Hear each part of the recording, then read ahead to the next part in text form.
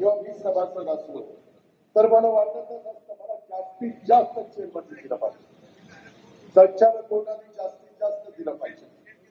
मी सभागृहात रिप्लाय देताना पण सांगितलं सगळी सोंग करता येतात, पैशाचा सोंग नाही करता येत.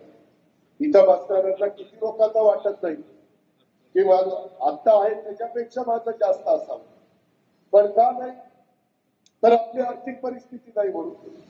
त्याच्यामुळे आहे त्याच्यात आपण आपला संसार कसा चालवता, आपला प्रपंच कसा चालवता, आपल्या मुलाबाळांना कसं दर्जेदार शिक्षण देता, त्यांची लग्न कार्य करता, ते साधारण आपला एकंदरीत असणाऱ्या उत्पन्नाचा विचार करून करता. तुम्ही जसं कुटुंबाचा विचार करता तसंही लोक माळेगाव सोमेश्वर साखर कारखान्याच्या परिसरातल्या सभासदांचा विचार करतात.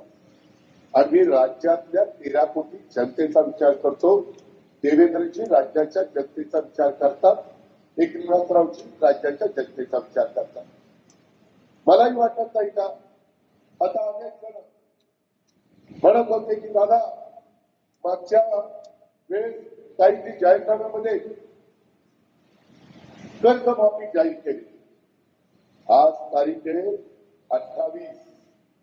या कार्यक्रमाच्या निमित्तानं महाराष्ट्रातल्या जनतेला स्पष्ट सांगतो 31 तारखेच्या आत आपापले पैसे भरा पीक कर्जाचे.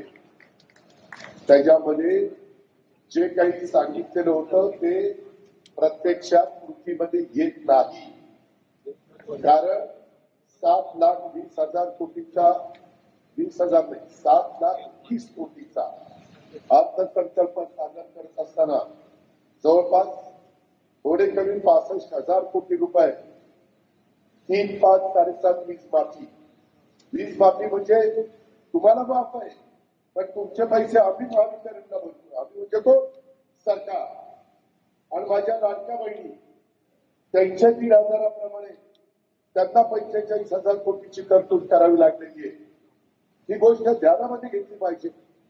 आणि बाकीचे पण कामं 3.5 लाख कोटी रुपये मला राज्याचे पगार अधिकाऱ्यांचे कर्मचाऱ्यांचे सगळ्या स्टाफचे आणि त्याच्यामध्ये पेन्शन जे रिटायर झाले त्यांचं आणि घेतलेल्या कर्जाचं व्याज त्याला लागतात 3.5 लाख कोटी आणि हे 65,000 म्हणजे 4.25 थोडे कमी 4,15,000 कोटी तर ह्याच्यातच गेले.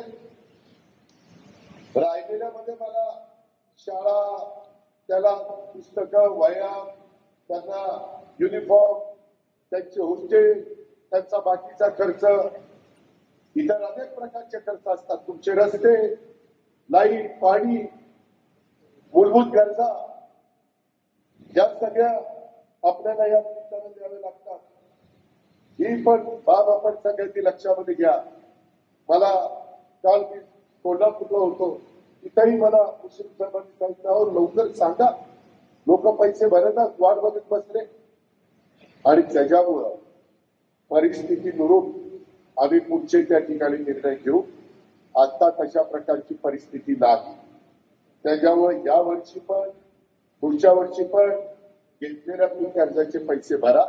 मी मात्र एक केलं जे पीक कर्जाच्या करता 0% व्याजा करता तुम्हाला जी मदत व्हायला पाहिजे आणि बँकेला त्यांचे जे काही टक्के भरावे लागतात ती सगळी रक्कम जवळपास 1,000 ते 1,200 कोटी रुपये आहे.